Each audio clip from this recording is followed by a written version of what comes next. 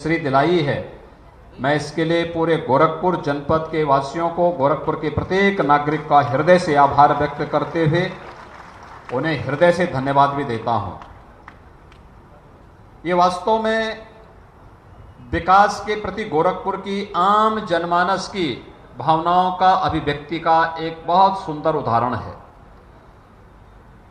कि लोगों ने उन तमाम प्रकार की नकारात्मकताओं को नकारा है जो लोग जाति के नाम पर, क्षेत्र के नाम पर, भाषा के नाम पर, तमाम अन्य संकीर्णताओं के आधार पर समाज को विभाजित करना चाहते थे, उनको दरकिनार करते हुए राष्ट्रवाद और विकास के नाम पर भारतीय जनता पार्टी को प्रचंड बहुमत के साथ सरकार बनाने के लिए अपना समर्थन किया। और भारतीय जनता पार्टी पहली बार, दूसरी बार जो है, लगातार दूसरी बार प्रदेश के अंदर अपनी सरकार बनाने में सफल हुई है। इसके लिए मैं उत्तर प्रदेश की जनता का भी हृदय से धन्यवाद करता हूं। भाइयों बहनों, विकास की इन परियोजनाओं में सड़कों की है, नालियों की है, बाढ़ बचाव से संबंधित है, विकास से संबंधित तमाम अन्य प्रकार की योजनाएं हैं जिनका आज यहां पर लोकार्पण भी हो रहा है और शिलान्यास भी हो रहा है। कुल 61 परियोजनाएं हैं और 61 परियोजनाओं को समयबद्ध ढंग से 40 परियोजनाओं को पूरा करते हुए आज उनका लोकार्पण हो रहा है, तो 21 नई परियोजनाओं का शिलान्यास का कार्यक्रम भी हो रहा है। इसमें नगरीय क्षेत्र की भी तमाम मोहल्लों से जुड़ी हुई सड़कें हैं, जल निकासी की व्यवस्था से जुड़े हुए प्रबंधन भी हैं, ग्रामीण क्षेत्र भी सड़कें हैं, बाढ़ बचाव से संबंधित तटबंधों की मरम्मत, बाढ़ बचाव के कार्यों से संबंधित अन्य महत्वपूर्ण कार्य भी इसके साथ समाहित हैं।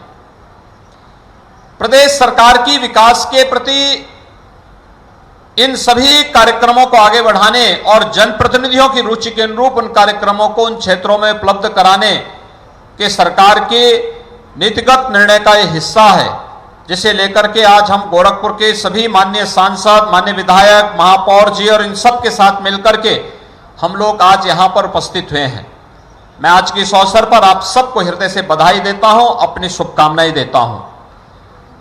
विकास केवल शासन के अनुसार ही नहीं चलना चाहिए, आम जनमानस की सहभागिता उसके साथ हो, जनप्रतिनिधि उनका प्रतिनिधित्व करता हुआ दिखाई दे और एक योग्य जनप्रतिनिधि निरंतर प्रयास करके अपने क्षेत्र के लिए एक न एक परियोजना निरंतर लेकर के आता है। और आज उसका परिणाम गोरखपुर जनपद की, गोरखपुर कमिश्नरी की प्रत्येक विधानसभा सीट पर देखने को मिल रहा है। कहीं सड़क बन रही हैं, कहीं स्कूल कॉलेजेस बन रहे हैं, कहीं उद्योग धंधे लग रहे हैं, कहीं पर कस्तूरबा गांधी विद्यालय का निर्माण हो रहा है, कहीं पर अटल आवासीय विद्यालय का निर्माण हो रहा है, कहीं पर ऑपरेशन कायाकल्प के अंतर्गत बेसिक शिक्षा परिषद से जुड़े हुए विद्यालयों के नवनिर्माण की कार्रवाई को आगे बढ़ाने का कार्य हो रहा है, कहीं पर बाढ़ बचाव से संबंधित कार्य हो रहे हैं, कहीं हॉस्पिटल का निर्माण हो रहा है, कहीं मेडिकल कॉलेज का निर्माण हो रहा है। कुछ न कुछ कार्य किसी न किसी क्षेत्र में ये निरंतर हो रहे हैं। और मैं आज आप सबको यही आश्वासन देने के लिए आया हूं कि सरकार धनराशि देती है, हमारे माननीय सांसद विधायकगण उसके लिए प्रयास करते हैं, सरकार उसको स्वीकृत करके धनराशि भी अवमुक्त करती है। और जनता जनार्दन का भी दायित्व है कि सकारात्मक रूप से विकास की इन परियोजनाओं में अपना सहयोग करते हुए उन्हें समयबद्ध ढंग से आगे बढ़ाने में हम लोग भी अपने स्तर पर मदद करें।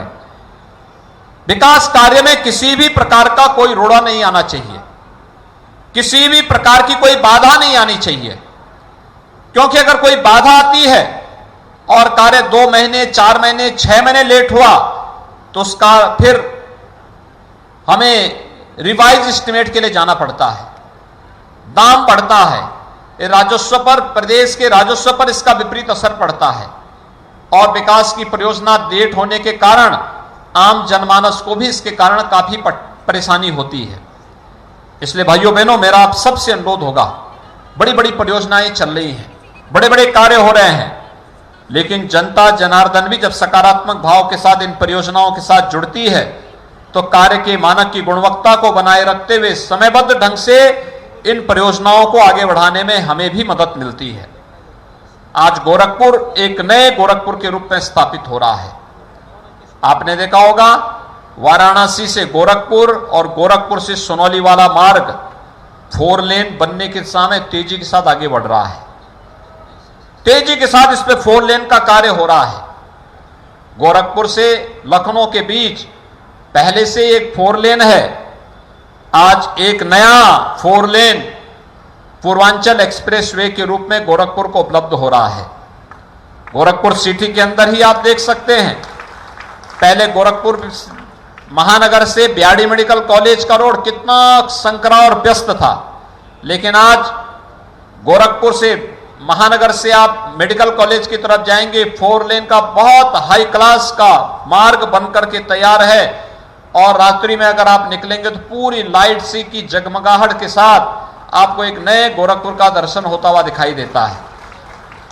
ऐसे ही मोदीपुर से जब आप गोरखनाथ मंदिर होते हुए सोनौली मार्ग पर जंगल कौड़िया की तरफ जाते हैं तो जंगल कौड़िया तक यह मार्ग 4 लेन का बनने के साथ ही लाइट की जगमगाहट से विकास की एक नई कहानी कहता है। गोरखपुर में नेपाल जाने वाले या गोरखपुर के उत्तरी जनपदों की ओर जाने वाले वाहनों के लिए सिटी के अंदर ना आना पड़े, जंगल कौड़िया से कालेसर तक एक नया बाईपास भी बनकर के खड़ा हो चुका है। आवागमन उससे तेजी के साथ चल रहा है। विकास की इन तमाम योजनाओं को लेकर के आज गोरखपुर के अंदर ही आपने देखा होगा मोदीपुर से जेल बाईपास होते हुए बरगदवा तक ये मार्ग 4 लेन का बन रहा है। ऐसे सिटी के अंदर तमाम अन्य कार्य चल रहे हैं। हमारा प्रयास है और हम लोगों ने एक व्यवस्था बनाई है, एक बरसात के दौरान गोरखपुर महानगर में कहीं भी जल जमाव की समस्या न होने पाए, इसके लिए अभी से प्रयास कर लेना है। और इस पर प्रशासन युद्ध स्तर पर जनप्रतिनिधियों के साथ मिलकर के इस कार्यक्रम को आगे बढ़ाने का कार्य कर रही है। आपने देखा होगा गुड़दहवा नाला कभी सफाई नहीं हुआ था, लेकिन आज गुड़दहवा नाला मेडिकल कॉलेज के आगे से लेकर के और रामगढ़ ताल तक कितना साफ हो चुका है, कितना कचरा निकला है वहां से। कभी सफाई नहीं हुआ, अपने समय से सैकड़ों वर्षों से वह नाला जैसे के तैसे था, अतिक्रमण भी उसमें हो गया था, लेकिन अब नाला साफ हो गया है, जल निकासी होगी, आसपास के किसी भी मोहल्ले में जल जमाव नहीं होगा। और जब इसी नाले पर दोनों वो सड़कें बनेंगी आवागमन के लिए, वो एक नया पर्यटन का केंद्र बनेगा गोरखपुर में। स्थानीय स्तर पर लोगों के आवागमन को सरल करेगा, लेकिन साथ साथ व्यवस्थाएं भी बहुत बेहतर तरीके से आगे बढ़ जाएंगी। ऐसे ही गोरखपुर महानगर के अंदर रामगढ़ ताल में जब बरसात में पानी ज्यादा आता है, रामगढ़ ताल से तरकोलानी के बीच ये नाला भी कभी खोदा नहीं गया था। आज वहां पर कार्य चल रहा है, युद्ध स्तर पर कार्य चल रहा है। जितना भी सिटी का